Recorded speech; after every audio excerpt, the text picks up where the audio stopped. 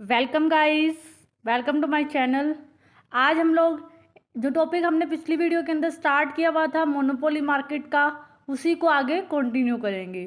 पिछली वीडियो के अंदर हम इस बात को डिटेल में डिस्कस कर चुके हैं कि मार्केट के अंदर मोनोपोली जो पावर होती है उसके क्या क्या रीज़न होते हैं कि क्यों मार्केट में मोनोपोली पावर एग्जिस्ट करती है। उसके बाद हमने ये भी डिटेल में डिस्कस कर लिया था कि दो अप्रोच होती हैं, total revenue total cost approach, marginal revenue marginal cost approach.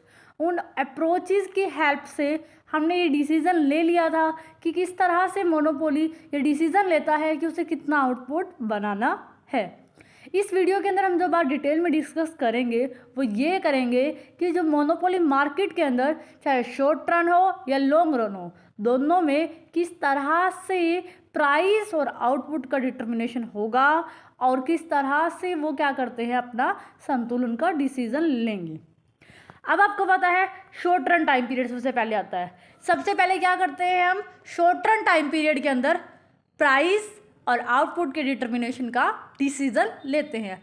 आपको पता है शॉर्ट रन क्या होता है, short run time period, short run का मतलब हुआ समय की इतनी छोटी अवधि कि जिसमें चेंजेस ज़्यादा करना पॉसिबल नहीं है। एग्जाम्पल के रूप में मान लो ए फर्म है, वो कोई स्पेशल बैग बना रही है। क्या होता है, शॉर्ट रन का टाइम पीरियड है, समय की बहुत छोटी अवधि है, अचानक से क्या होता है, इनके प्रोडक्ट की क्या हो जाती है, मार्केट के अंदर बहुत ज़्यादा डिमांड बढ़ जाती है। अब इनके लिए पॉसिबल नहीं है कि वो जल्दी से नई मशीन ले आए, नया प्लांट ले आए, क्योंकि क्या है, शॉर्ट रन टाइम पीरियड है।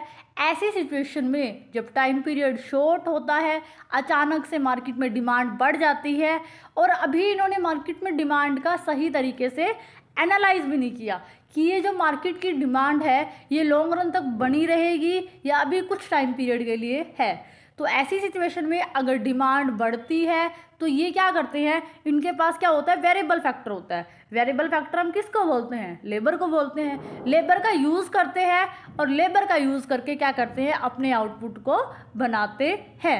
अब क्या होता है, शॉर्ट रन टाइम पीरियड में जब डिमांड बढ़ती है, आप फिक्स फैक्टर जैसे मशीन प्लांट वगैरह नहीं लगाते, तो ऐसी सिचुएशन में आप अपने आउटपुट को बढ़ाते हो, लेकिन किस तरीके से बढ़ाते हो, लेबर का यूज़ करके। तो उस सिचुएशन में क्या होता है, हर एक फर्म को तीनों प्रॉफिट्स मिलते हैं। कौन कौन से प्रॉफिट मिलते हैं, आपको सुपर नॉर्मल प्रॉफिट भी मिल सकते हैं। अगर मार्केट के अंदर क्या होगा, बहुत ज़्यादा डिमांड हो जाती है, तब फर्म को सुपर नॉर्मल प्रॉफिट मिलेंगे। अगर फर्म को मार्केट में डिमांड कांस्टेंट सी रहती है तो फर्म को नॉर्मल प्रॉफिट भी हो सकते हैं। कई बार ऐसा होता है कि डिमांड इंक्रीज होने की बजाय प्रोडक्ट की क्या हो जाती है, डिक्रीज हो जाती है, या कह सकते हैं कि मार्केट के अंदर क्या आ जाती है, मंदी आ जाती है। तो उस सिचुएशन के अंदर फर्म को लॉस भी हो सकता है। अब हम तीनों सिचुएशन को डिटेल में डिस्कस करेंगे। और एक और चीज़ कि मोनोपोली के अंदर सबसे पहले आपको ये देखना पड़ेगा कि मोनोपोली जो होती है उसमें संतुलन को स्टैब्लिश करने की क्या कंडीशन होती है। आपको पता है कि MC हमेशा इक्वल होना चाहिए MR के, और MC कर्व MR कर्व को नीचे से बिलो से क्या करे, कट करे। ये हमारी क्या है, संतुलन की कंडीशन हो गई। अब देखो, अब हम कहते हैं कि मार्केट के अंदर क्या है, मार्केट के अंदर फर्म क्या कर रही है, सुपर नॉर्मल प्रॉफिट कमा रही है। अभी हमने डिटेल में डिस्कस किया। तो पहली कंडीशन कि मार्केट में सुपर नॉर्मल प्रॉफिट कब होते हैं, जब एक तो MC हमारी इक्वल होनी चाहिए MR के, और दूसरा क्या है, हमारा AR जो है ग्रेटर होना चाहिए किससे, AC से। एवरेज रिवेन्यू क्या होती है कि आपने पर यूनिट आउटपुट को बेचा और उससे आपको कितनी इनकम मिली। एवरेज कॉस्ट होती है कि आपने पर यूनिट आउटपुट बनाया, उसमें आपकी कितनी लागत आई। अब हम देखेंगे कि फर्म को किस तरीके से सुपर नॉर्मल प्रॉफिट जो है शॉर्ट रन में होते हैं। अब इस चीज़ को हम डायग्राम से समझते हैं। अब देखिए, यहाँ पर हमने क्या लिया है, OX पर आउटपुट को लिया है, OY पर हमने रिवेन्यू और कॉस्ट को लिया है।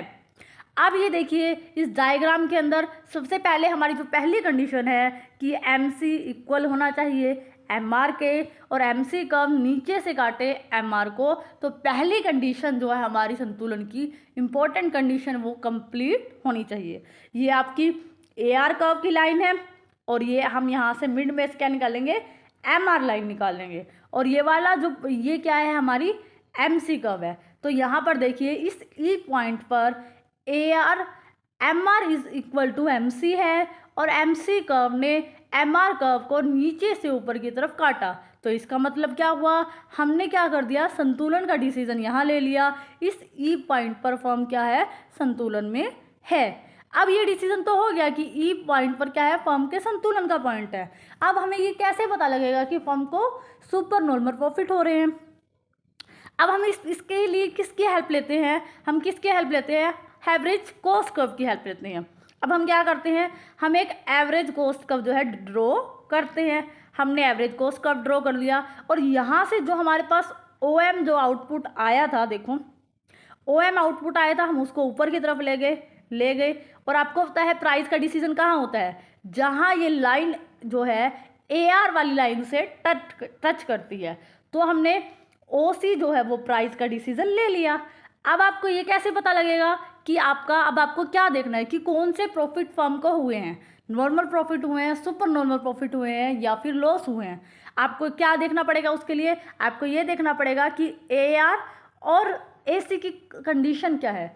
इस डायग्राम के अंदर देखो आपका जो AR लाइन है वो ऊपर की तरफ है, लेकिन AC क्या है, इससे नीचे है। इससे आपको क्या पता लग रहा है कि आपकी AR ग्रेटर है, AR आपकी ग्रेटर है और AC जो है आपका वो क्या है, नीचे है इससे।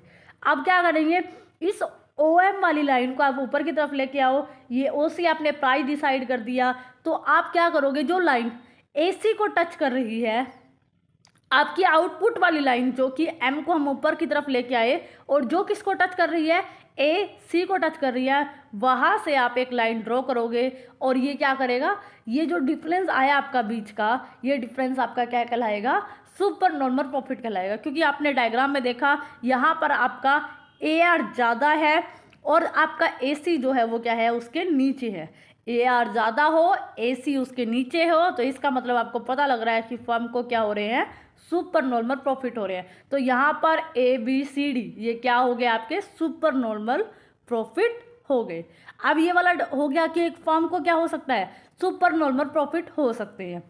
अगली जो सिचुएशन है कि फर्म को शॉर्ट रन के अंदर क्या हो सकता है, शॉर्ट रन के अंदर एक फर्म को नॉर्मल प्रॉफिट भी हो सकते हैं। नॉर्मल प्रॉफिट में भी आपको वही कंडीशंस देखनी है कि आपकी MR इक्वल होनी चाहिए MC के और MC का आपको नीचे से ऊपर की तरफ काटे। इस डायग्राम में भी आप देखो वही बात हमने दोबारा ड्रॉ की।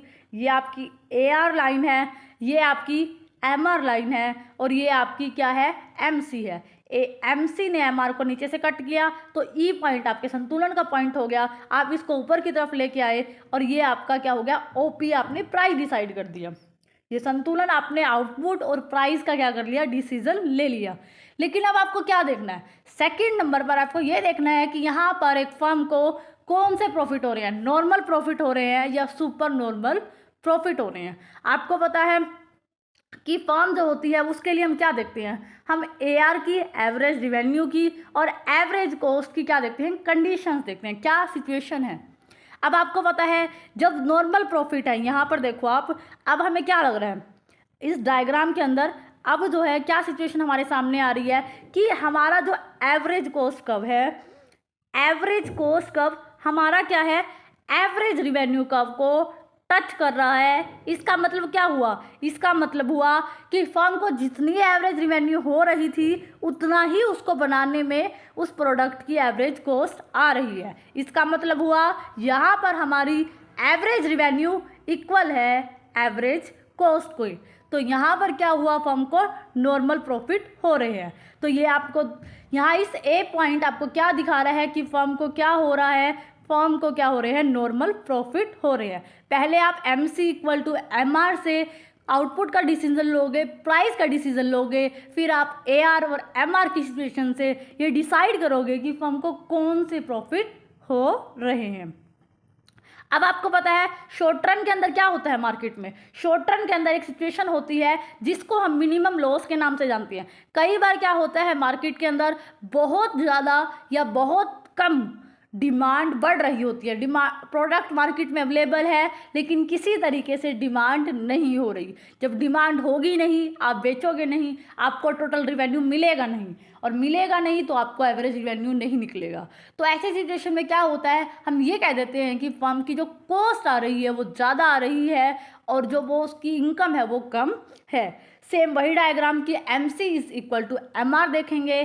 MC कब MR को नीचे से ऊपर की तरफ काटे, उसके बाद हम आउटपुट का डिसीजन लेंगे और उसके बाद हम AR और MR की सिचुएशन को देख के ये बताएंगे कि यहाँ पर मिनिमम लॉस है, नॉर्मल प्रॉफिट है या सुपर नॉर्मल प्रॉफिट है। इस डायग्राम में देखो ये लाइन आपको क्या दिखा रही है, ये लाइन आपकी AR लाइन है, यहाँ से आपने क्या निकाला, MR निकाला। ये लाइन आपकी MC कर्व की लाइन है। तो MC ने MR को नीचे से ऊपर की तरफ काटा और OM आपने आउटपुट का डिसीजन ले लिया और OP आपने प्राइस का डिसीजन ले लिया। नहीं सॉरी, और ये आपने क्या कितना प्राइस डिसाइड कर दिया, OP1 प्राइस डिसाइड कर दिया।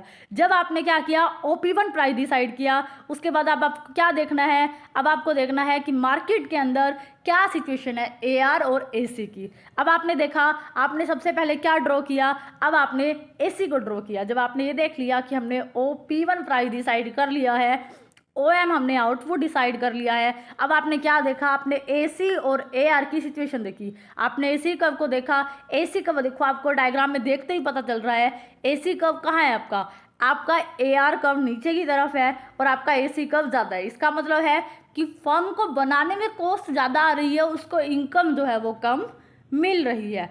तो इस सिचुएशन के अंदर क्या हुआ, इस सिचुएशन के अंदर ये हुआ कि फर्म अभी शॉर्ट रन टाइम पीरियड है, वो मिनिमम लॉस की सिचुएशन में भी काम करती है। उसे ये लगता है कि अगर वो अपना बिजनेस बंद कर देगी तब भी उसे जो है जो फिक्स फैक्टर है, प्लांट है, मशीनरी है, उसकी कॉस्ट तो उठानी है। इसलिए कभी भी शॉर्ट रन में चाहे मिनिमम लॉस भी हो तो फर्म अपना शट डाउन नहीं करती। अब आपने देखा जो AC वाला जो लाइन है और ये जो आपका आउटपुट वाली लाइन है, पहले आउटपुट आपने प्राइस डिसीजन ले लिया, लेकिन फिर आपने क्या किया, जो आपकी कॉस्ट के साथ ये लाइन जा रही थी तो आपने देखा कि फर्म को कितना मिनिमम लॉस हो रहा है। तो आपने देखा यहाँ पर NAPP1 ये वाला जो लाइन है AC के साथ टच करता हुआ, तो इतना क्या हो रहा है, फर्म को मिनिमम लॉस हो रहा है।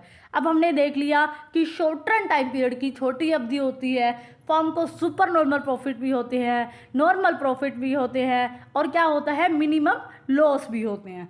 अब हम किसकी बात करेंगे, अब हम बात करते हैं कि लॉन्ग रन टाइम पीरियड है। लॉन्ग रन टाइम पीरियड के अंदर किस तरह से फर्म का संतुलन जो है वो डिसीजन लिया जाता है। अब आपको पता है लॉन्ग रन क्या होता है, समय की इतनी लंबी अवधि होती है कि जिस हिसाब से डिमांड में चेंज हो रहा होता है उस हिसाब से आप फैक्टर्स में चेंज कर सकते हो। कोई भी फैक्टर फिक्स नहीं होता, सारे फैक्टर्स वेरिएबल होते हैं। कि अगर लॉन्ग रन में जितनी भी डिमांड बढ़ रही है तो आप आसानी से प्लांट मशीनरी वगैरह लगा सकते हो। तो और मोनोपोली मार्केट है, मोनोपोली मार्केट के अंदर लॉन्ग रन में हमेशा क्या होते हैं, अब नॉर्मल प्रॉफिट या सुपर नॉर्मल प्रॉफिट जो है होते हैं। क्योंकि अगर यहाँ पर क्योंकि ये किसी फर्म को मार्केट में एंट्री करने से हर तरीके से क्या करते हैं, रोकते हैं, और इनके पास एक मोनोपोली पावर होती है, इनके पास पेटेंट राइट होता है जिसकी वजह से ये दूसरी फर्म्स को रोकते हैं और ये अकेले मार्केट में रहकर प्रोडक्ट की सप्लाई करते हैं और अपने मनचाहा प्राइस डिसाइड करते हैं और सुपर नॉर्मल प्रॉफिट लेते हैं। लेकिन कंडीशन वही रहेगी कि हमारा MC कर्व जो है MR कर्व को क्या करे, MC इक्वल होना चाहिए MR के, और MC कर्व MR को नीचे से ऊपर की तरफ काटे। और हमने कहा कि सुपर नॉर्मल प्रॉफिट के अंदर जब उसके बाद हम क्या देखते हैं कि AR और AC की क्या कंडीशन है। अब हम क्या देखेंगे, आपको पता है अभी हमने शॉर्ट टर्म में क्या किया कि AR और AC की जो सिचुएशन है उसको देखा था। हमने देखा था कि हमारा AR हमेशा ज़्यादा रहेगा AC से, तो हमने दोनों चीज़ों को देखना है और अपने संतुलन का डिसीजन लेना है। सेम वही डायग्राम चलता है, बस वहाँ क्या हो जाता है, वहाँ लॉन्ग रन नेम आ जाता है। अब देखो वही OX पर हमने आउटपुट लिया है, OY पर हमने रिवेन्यू को लिया है, ये आपका एवरेज रिवेन्यू कर्व है और ये आपका मार्जिनल रिवेन्यू कर्व है। और ये क्या है हमारी, ये जो लाइन है नीचे की तरफ, ये आपका long run average cost curve है, जो आपका नीचे है किससे, एवरेज रिवेन्यू से। और ये क्या है हमारा, लॉन्ग रन मार्जिनल कॉस्ट है। ये क्या कर रहा है, एमआर कर्व को नीचे से ऊपर की तरफ काट रहा है। तो आपको समझ आया कि ई पॉइंट पर हमने संतुलन का डिसीजन ले लिया, और इसी लाइन को जब हम ऊपर लाए, ये ए आर से टच कर रही है, तो इस एंड पॉइंट पर हमने प्राइस डिसाइड कर लिया। अब आपको क्या देखना है, अब आपको क्या देखना है कि आपने ओ एम आउटपुट बनाना है, ओ एन आपको क्या रखना है, प्राइस रखना है। लेकिन अब आपको कितना प्रॉफिट हुआ उसको देखने के लिए हम ये देखते हैं कि हमारी ए आर की और ए सी की कंडीशन जो है वो क्या है, क्या उनकी क्या है सिचुएशन है। तो सुपर नॉर्मल प्रॉफिट में क्या होता है, ए आर हमेशा ग्रेटर होता है किससे, एवरेज कॉस्ट से। अब आपको यहाँ डायग्राम में भी दिख रहा होगा कि लॉन्ग रन जो एवरेज कॉस्ट कर्व है, long run average cost curve कहाँ पर है, नीचे की तरफ है। और जिसकी वजह से इसका मतलब आपको पता लग रहा है कि आपके एवरेज जो लॉन्ग रन एवरेज रिवेन्यू जो है वो ज़्यादा है और एवरेज कॉस्ट जो है वो आपकी कम है। तो ये जो ये वाली लाइन, जो एम वाली लाइन आपकी ऊपर की तरफ आ रही थी, जो आपकी लॉन्ग रन एवरेज कॉस्ट को पहले टच करेगी वहाँ से, और फिर उसके बाद आपको टच करते हुए ए आर तक आना है। तो इनके बीच का एवरेज कॉस्ट का और एवरेज रिवेन्यू, आपको कितना सुपर नॉर्मल प्रॉफिट हुआ, आपके एवरेज कॉस्ट से लेकर एवरेज रिवेन्यू का आपका difference, average revenue minus average cost का जो डिफरेंस है, ये आपको आपका सुपर नॉर्मल प्रॉफिट जो है वो बता रहा है कि आपको एक फर्म को ए बी एन पी ये क्या हुआ, सुपर नॉर्मल प्रॉफिट हुआ। अब यहाँ पर हमारा शॉर्ट रन के अंदर या लॉन्ग रन के अंदर, दोनों के अंदर मोनोपोली मार्केट में किस तरह से आउटपुट और प्राइस का डिसीजन होता है, ये हमने डिटेल में डिस्कस कर लिया है। आई होप सो आपको ये वीडियो अच्छी लगी होगी। अगर आपको मेरी वीडियो अच्छी लगी हो तो प्लीज़, अगर आपको मेरी वीडियो अच्छी लगी हो तो प्लीज़ इसको लाइक करना, शेयर करना, सब्सक्राइब करना मेरे चैनल को। And thank you for watching this.